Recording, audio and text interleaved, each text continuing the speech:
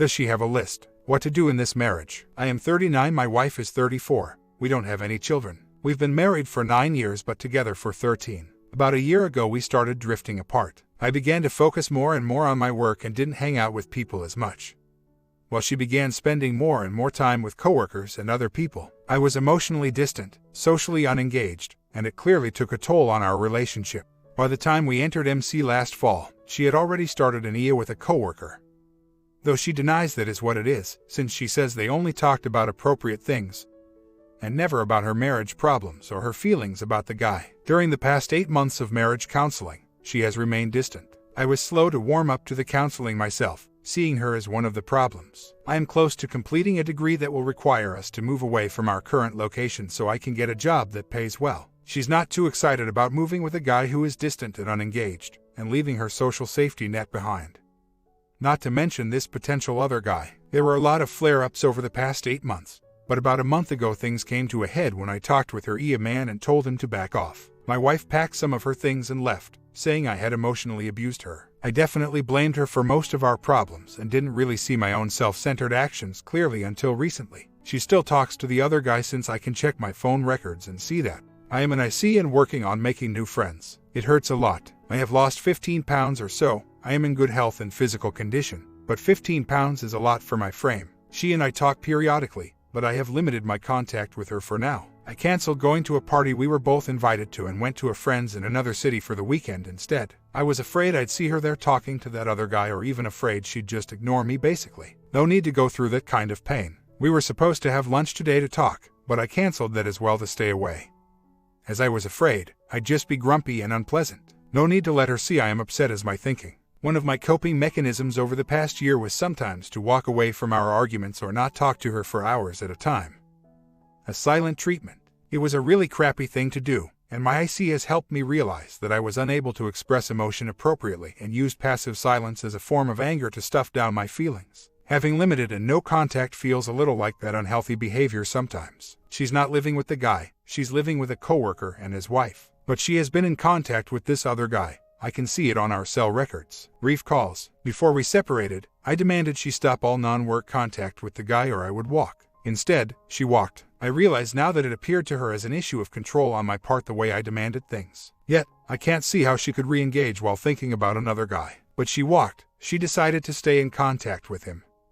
She is the one who is unwilling to work on our marriage at present. So, if she wants space, I should just give her all the space I can and cut contact. She wanted to talk about financial stuff sometime this week. We both have our own incomes. Combined we could afford our apartment, but I will probably need to move to a smaller place in a few months if this drags out or whatnot. No contact is going to be hard. Does that mean not answering emails or anything? I stopped saying I love you about a week ago after reading Divorce Remedy, and realizing she never said it. I sent her 2 emails once and she said I seemed desperate, so I quit initiating emails and don't say much in them. She told me last week that she wants out but doesn't trust her feelings because they could change, and that my changes are happening really fast, which is disconcerting. My IC said that my 180 has probably confused her because I am closer to the guy she wanted to be married to. I'll do an email exchange on financial stuff. She should probably help pay the rent for a couple months since she walked so suddenly. Then again, I am not sure I want her money. Other man, he is single. He's a very similar man to me, except 6 years younger. Same likes, same politics, same religion, same career trajectory. If it came known he was doing something wrong,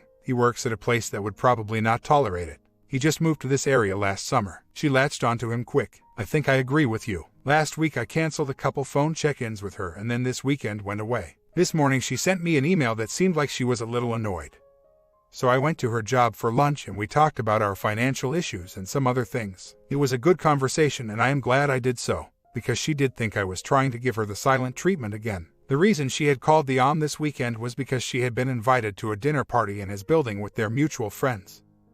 A setter meal. He was there too apparently. She told me that she is not attracted to him, and that she is reading Codependent No More and asked me to read the chapter titled Dependence because it describes where she is at very well. She said she is not sure she has it in her to be in any relationship right now and be healthy because she is realizing her codependency issues. I told her I am trying to get to a place where I do not need her in my life, that I can move on and be fine, but that I still love her and want her in my life. I also offered to apologize to her mother for not speaking with her very often and generally being absent, and for the way I have treated her daughter. She started crying when I offered to do that.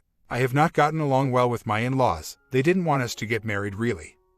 And that has always colored my perception of her mother and sister, made me standoffish rather than trying to be engaged with them. I also told her that if she wants to work on our marriage, I am willing to see a MC.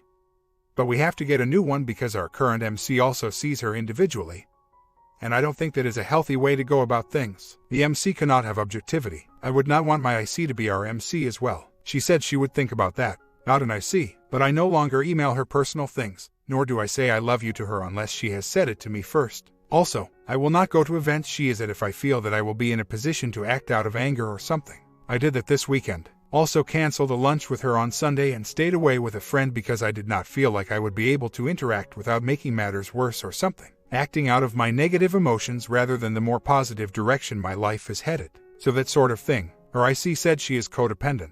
I read several chapters of Codependent No More and don't see myself in it too much. Most people would probably not call me a nice guy to be honest. But I'll take a look. I don't answer the phone from her if she calls out of the blue. We schedule calls. I answer her emails, but I take a full day to respond, which irritates her already. But I want to slow down my responses. If you had good healthy boundaries, this guy would never have threatened your relationship and you'd have never blamed him.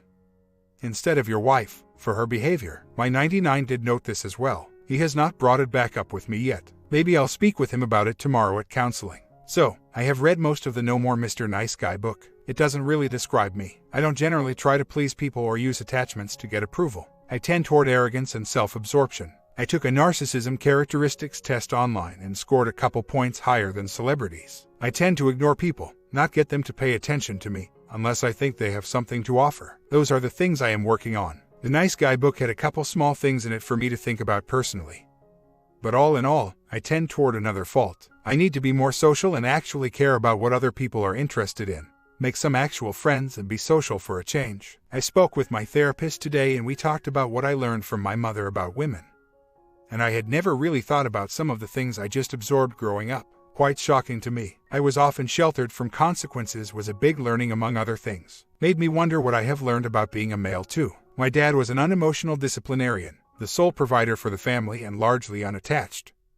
No friends. Never taught me very much about anything. I think I am more on board with the no contact or at least limited contact, because I think that no contact at all would be counterproductive and seem like a silent treatment.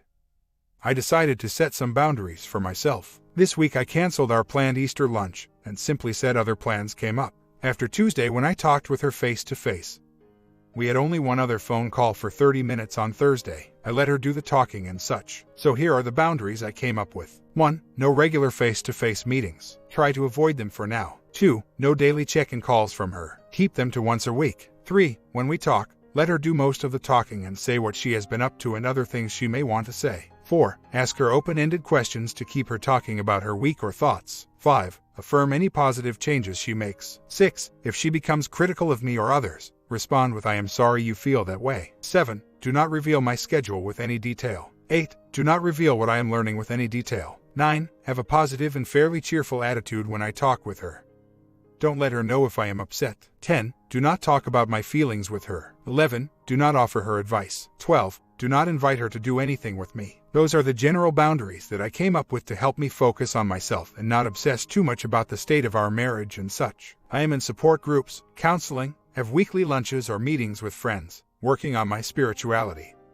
And I'm taking up new hobbies and working out regularly. I got a new tattoo yesterday even. I don't plan to tell her about it. In addition, she wants to evaluate this separation with her IC at the end of the month. Her IC was also our MC. She had wanted me to go as well, but I have said I am not comfortable with that and she should use the time to see her IC on her own.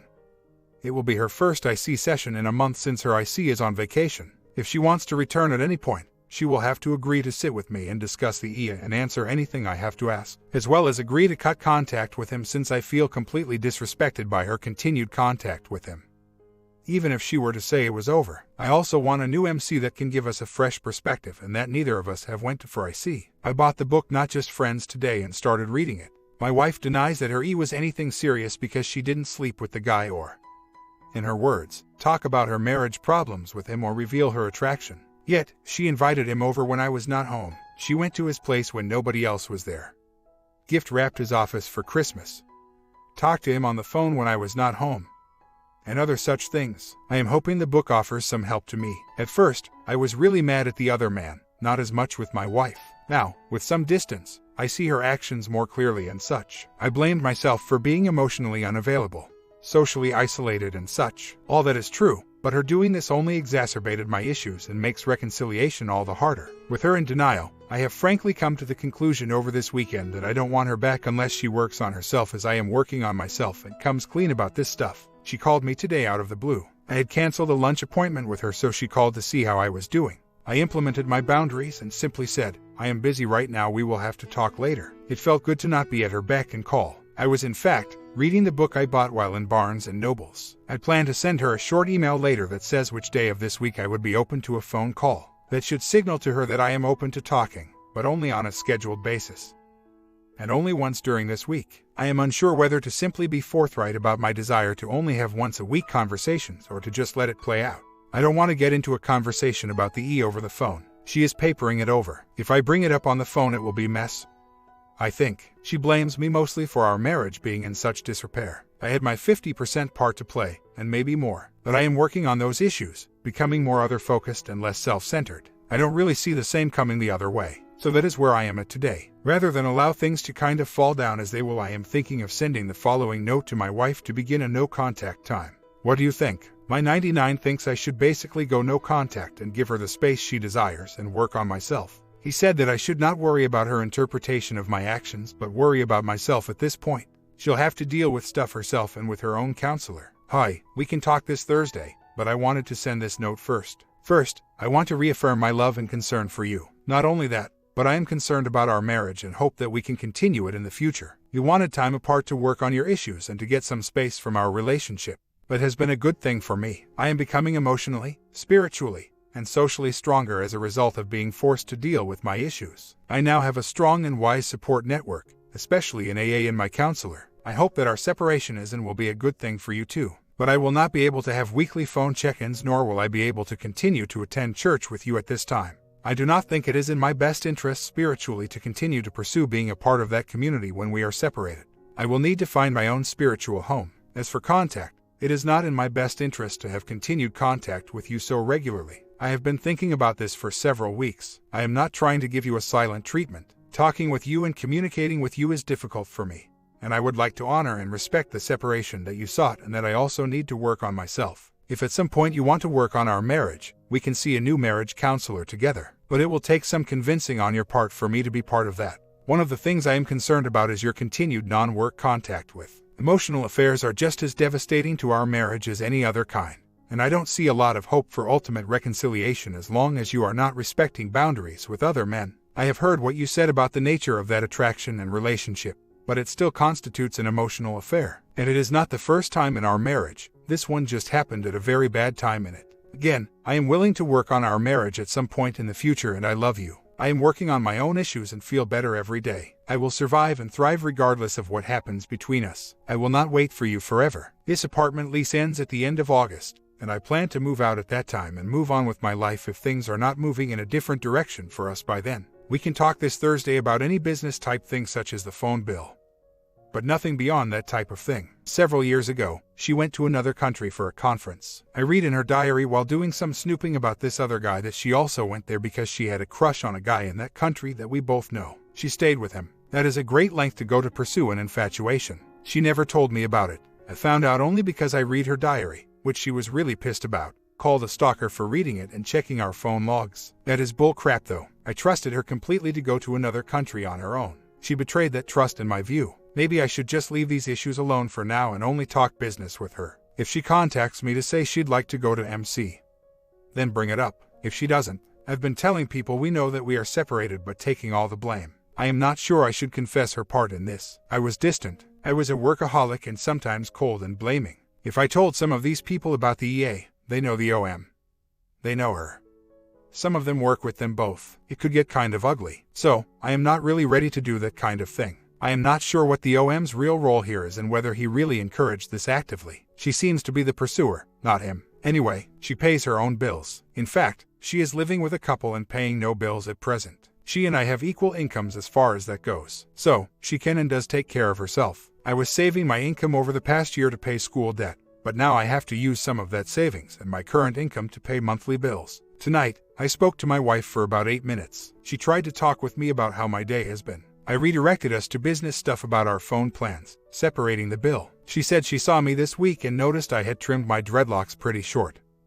I cut about 2 feet from them. I said yes, I had, and left it at that. She wanted to know if we would still be spending some time together on Sundays, and I told her that I did not feel a need to check in with her every week. She wanted to stop by my apartment tomorrow to pick up some gift certificates she would like to use, so I told her I'd find them and drop them off at her office with a receptionist. I sent her an email when I could not find them, and also asked for her apartment key and our car key. She has never gotten a driver's license as she is originally from a city with great public transportation and where a car is a liability. I also asked her to cancel my name on a joint credit card account. I was probably colder than I should have been. I was not mean or anything, just matter of fact. She has been that way with me in the past. Now all of a sudden, she wants to be chummy and have more contact. I did not bring up the OM or her continued contact with him. Part of me feels like I should have connected all this to that. She emailed me saying that she will not give me her car key, even though the car is in my name because she paid for the car and wants it transferred to her name. She also said that she will not give me her key because some of her stuff is still here and she is planning to look at an apartment tomorrow. New information to me. And until her stuff is out, she will keep it. Also, she will come to this apartment tomorrow and get her certificates since I cannot find them. And also said that, to paraphrase, she hoped we could do this without treating each other like strangers.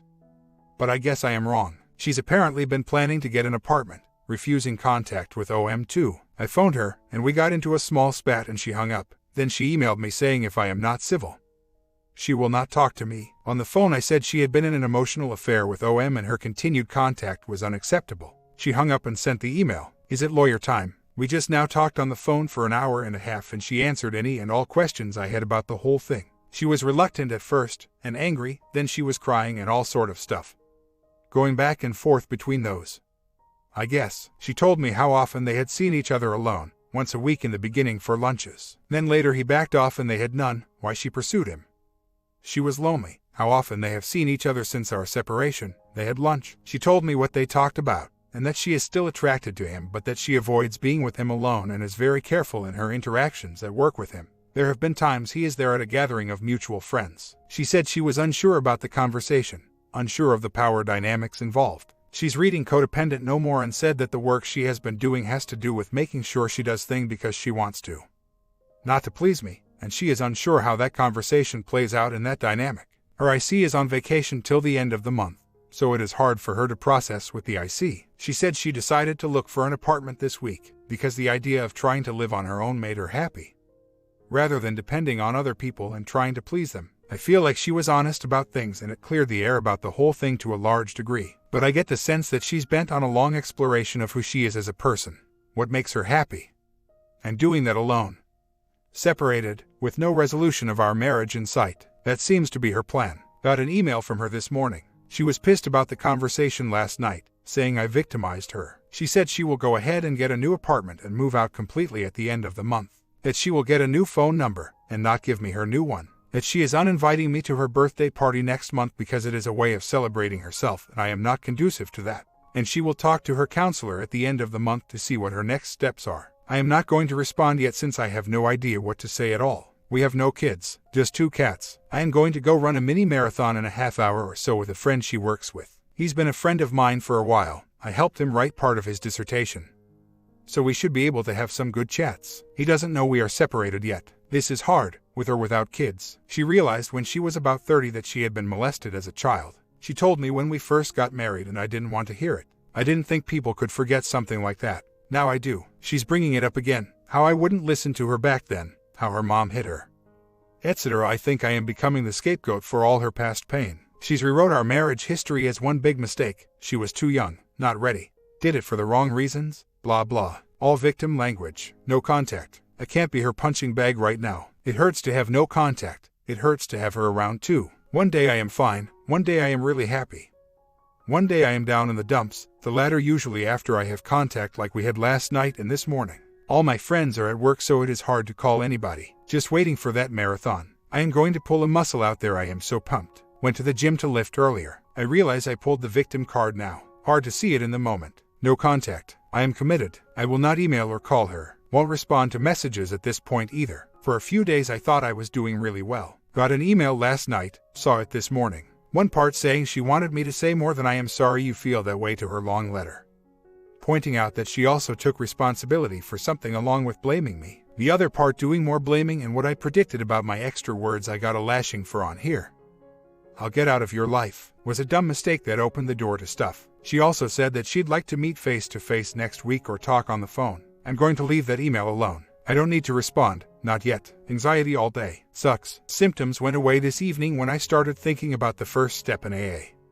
We admitted we were powerless over alcohol, that our lives had become unmanageable. I realized that step 12, which says we practice these principles in all our affairs, applies to my situation. So, step 1, I am powerless over my anxiety, and my life is unmanageable. I sat around and tried to sleep all day, feeling depressed as well. Got my ass up and went out for a while tonight. While out, I journal about the first step and how it might apply to my situation beyond wanting to drink to cover up the emotional and physical pain. I am not only powerless over anxiety, but I am powerless over my wife. And my life has become unmanageable because I have tried to control her. I should not have pushed the thing and pushed her to answer my questions when she is not ready to do so. It did not help me at all. Now my anxiety is back. She's decided to get an apartment and all sorts of other stuff, sending me spiteful and angry, blaming emails. I'm moping around like an imbecile. What a pathetic situation. Thinking about my powerlessness over her and my anxiety though actually helps.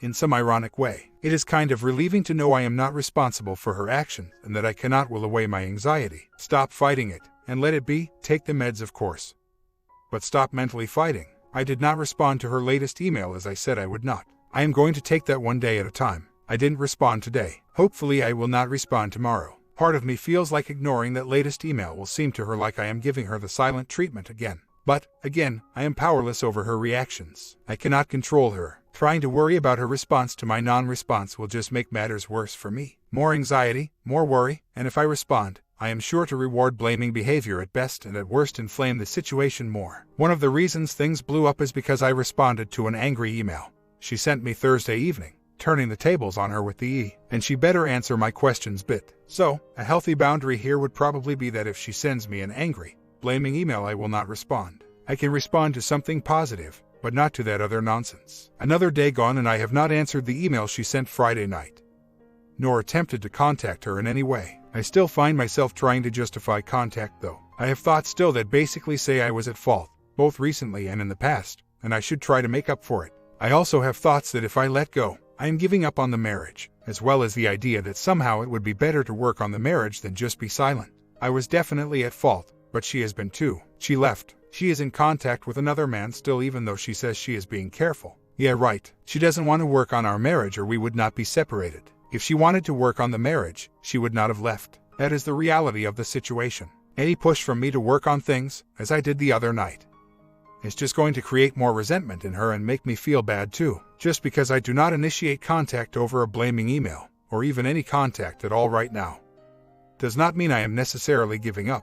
I am trying to break my own bad habits and thought patterns. I am noticing I have to fight rationalizations with a reality check, which is hard, because I am not exactly in a place where I am thinking really clearly about my wife in particular. I'm getting better at it, I suppose. All of the rationalizations I bring up have to do with trying to control the situation somehow, and not recognizing that I am powerless and have to just live with that reality and see it as a freedom, not a hindrance. Powerlessness doesn't have to be a bad thing. It is simply reality. I had some anxiety today. Not as intense, but still had chest and stomach tightness, increased heart rate, and a dry mouth at various points. It comes and goes. Once again, when the symptoms would start to show and persist, I tried telling myself I was powerless over this.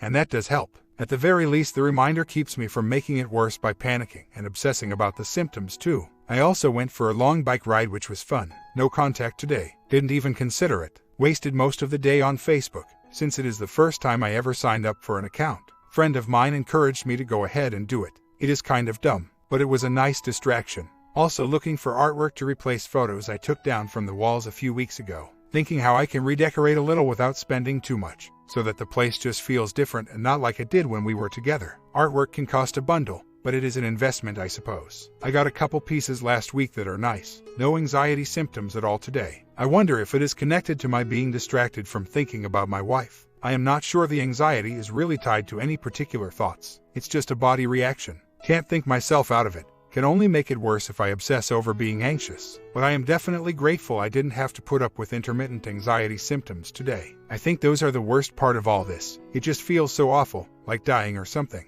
Even the lessened intensity that I felt over the weekend was bad. I'd rather have the flu. Friend of mine asked me to help illustrate a graphic novel since his artist wigged out.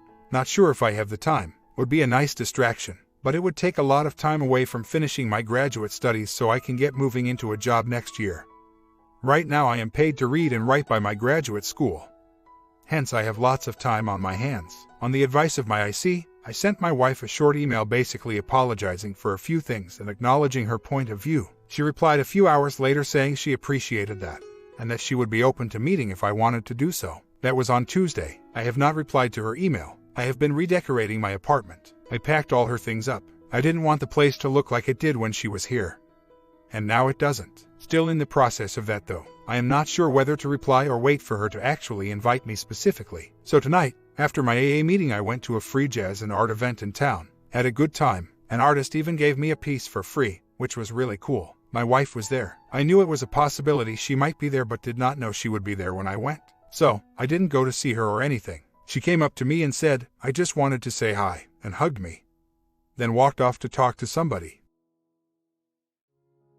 I was a little annoyed that she did it actually but did not say so. I was having a good time chatting with people. A little later while I was talking to somebody, she came up to me and said that she was sorry, and that she should not just walk up to me and hug me like that. I said, okay, and that was the end of it. I left a little while after that and just got home. She saw me at the place being happy, friendly, and engaged with people. I did not try to talk with her at all. I said only one word to her, okay, and not at my own initiative. It all feels very strange. My wife and I met yesterday to talk. We spoke for over 2 hours. She applied for an apartment and had to sign a lease by next Friday. That would be a year-long lease. She said she is very excited about the possibility, that she wants to learn to live on her own and get over the fear of being alone. She has been staying with friends this whole time. Now she is thinking of her own place. For me, the lease on the apartment she and I got together is up at the beginning of September. I have an offer to teach in another city, several hundred miles away starting in the fall. If she and I were together, I would simply commute once a week for 3 days and be here for the other 4. But without somebody to share responsibilities for the 2 cats we have, and to share expenses.